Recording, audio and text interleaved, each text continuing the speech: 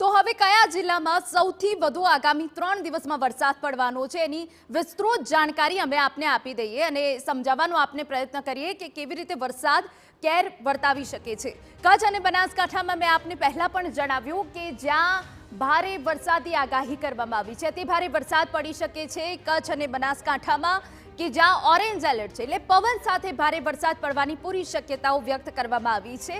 આગામી 2 દિવસ કચ્છ અને બનાસકાંઠાનું જે વાતાવરણ રહ્યું છે એ પલટાયેલું રહ્યું છે, ક્યાંક ધુમ્મસભર્યું રહ્યું છે। એ સિવાય રાજકોટ, મોરબી અને સુરેન્દ્રનગરમાં પણ ભારે વરસાદ પડવાની આગાહી વ્યક્ત કરવામાં આવી છે। રાજકોટમાં પણ સતત 2 દિવસથી ધુમ્મસભર્યું વાતાવરણ જોવા મળી રહ્યું છે। ગઈકાલે રાજકોટમાં કમોસમી વરસાદ પડ્યો હતો, મોરબી અને સુરેન્દ્રનગરમાં પણ ગઈકાલે કરા સાથે વરસાદ પડ્યો હતો અને આગામી 3 દિવસ હજુ પણ ભારે વરસાદ પડવાની આગાહી છે। હવે આજે ક્યાં ભારે વરસાદ પડવાનો છે તો બનાસકાંઠા, સાબરકાંઠા, મહેસાણા અને પાટણમાં વહેલી સવારથી ધુમ્મસભર્યા વાતાવરણ સાથે કાળા ડિબાંગ વાદળો જોવા મળી રહ્યા છે, એટલે કે અમુક કલાકોની અંદર બનાસકાંઠા, સાબરકાંઠા, મહેસાણા અને પાટણમાં ભારે વરસાદ પડી શકે છે તેવી આગાહી હાલ તો વ્યક્ત કરવામાં આવી છે।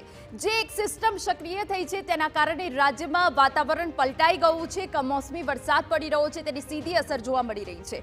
હવે અરવલ્લી, મહીસાગર, પંચમહાલ અને દાહોદ આ જિલ્લાઓમાં પણ માવઠાની પૂરી શક્યતા છે। માવઠું નહીં પરંતુ ભારે વરસાદ પડી શકે છે, ઓરેન્જ એલર્ટ અપાયું છે।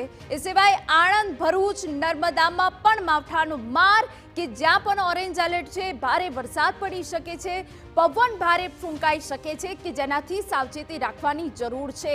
પરંતુ આગામી 3 દિવસ અને આજના અમુક કલાકો કે જ્યાં ભારે વરસાદની આગાહી વ્યક્ત કરાઈ છે। કાળઝાળ ગરમી વચ્ચે રાજ્યનું વાતાવરણ પલટાયું છે અને રાજ્યમાં વરસાદ જોવા મળી રહ્યો છે, પરંતુ હવામાન વિભાગ દ્વારા જે આગાહી કરવામાં આવી છે, આગાહી પ્રમાણે ગુજરાત માટે આગામી 3 દિવસ હજુ ભારે